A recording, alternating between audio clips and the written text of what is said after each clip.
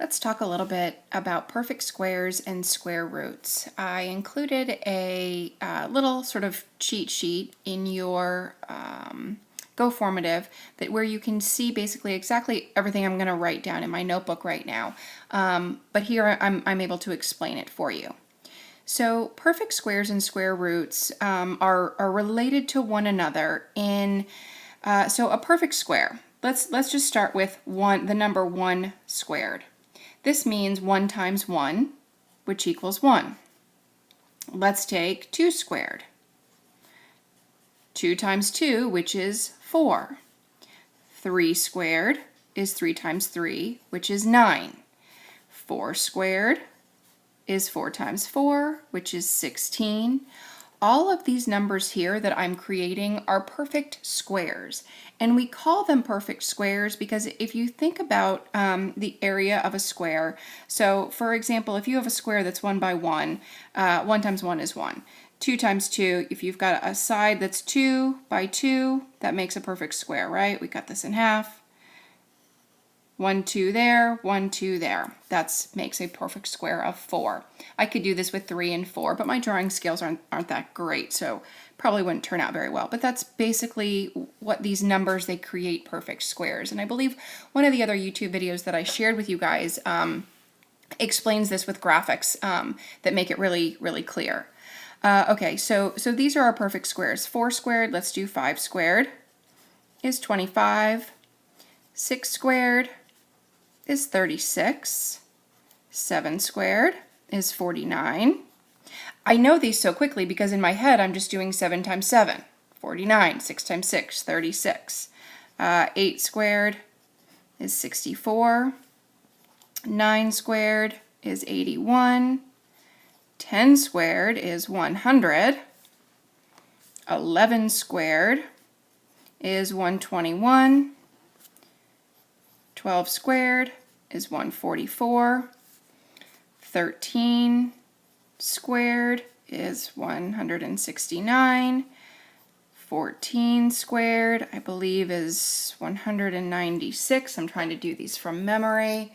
Let me double check with a calculator. Okay, if you need to do this on a calculator, at some point you will utilize these so much that you will just have them memorized. I have them memorized up to 13 squared.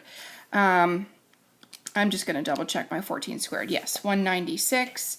15 squared, I believe, is 225. Okay, I'm going to stop there. Let me just confirm that. Yeah, okay.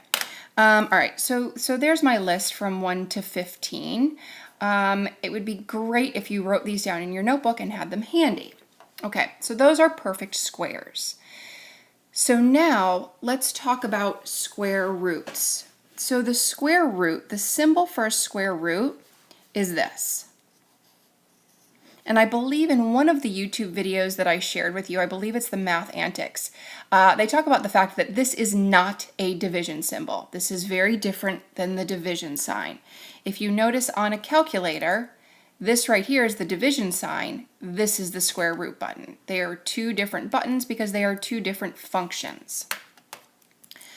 So the square root, basically when you see this sign and a number underneath it, so let's just say we have the square root of 1.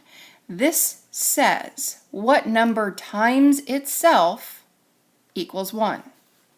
Well, the square root of 1 is 1. We would do the square root of 4. What number times itself equals 4? And the answer is 2. So a square root, I'm going to make a little note over here. So a square root asks us,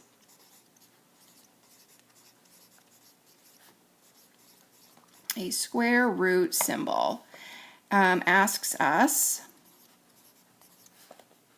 what number squared, or multiplied by itself, what number squared equals the number under the radical.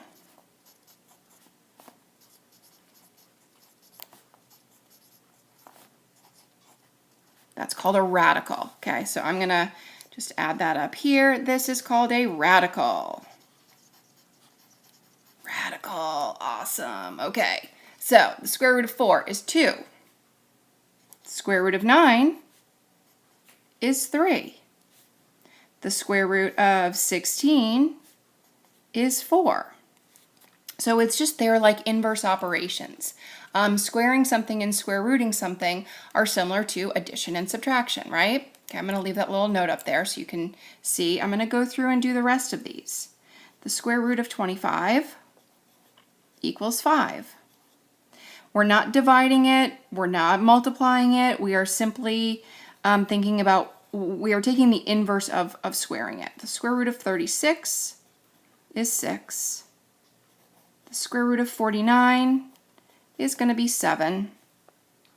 The square root of 64 will be 8. The square root of 81 will equal 9.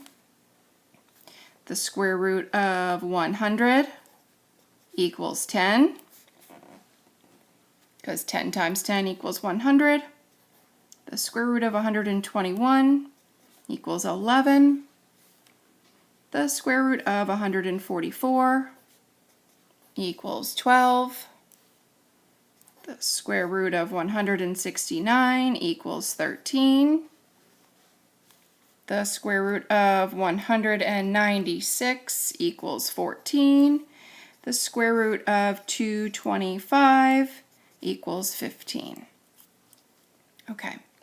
If you see something that comes up that's not one of these specific perfect squares, maybe it's something a little bit larger, maybe it's, I see on the worksheet that you're assigned, the very first problem is the square root of 256. All right, so let's do that one together.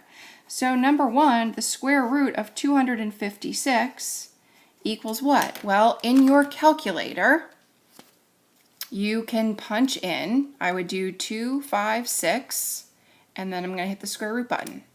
And there it is. The answer is 16. Okay, because 16 times 16 equals 256. All right, I think you guys got this. Good luck.